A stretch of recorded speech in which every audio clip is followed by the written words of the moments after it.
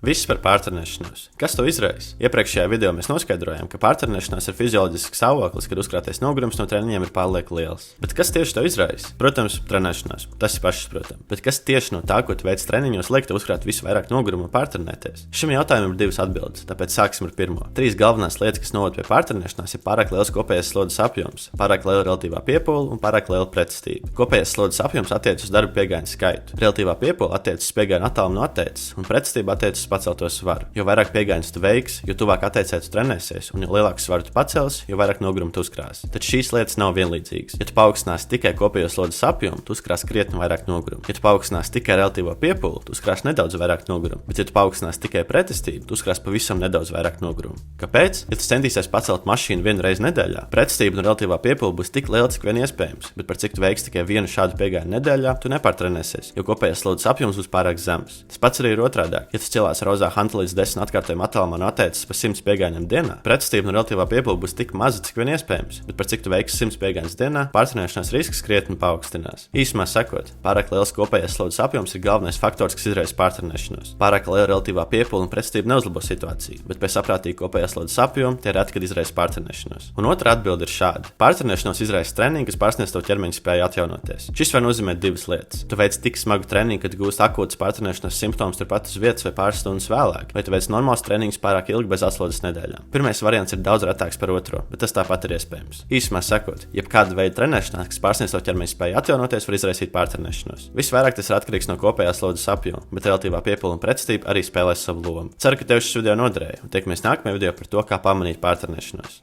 Čau!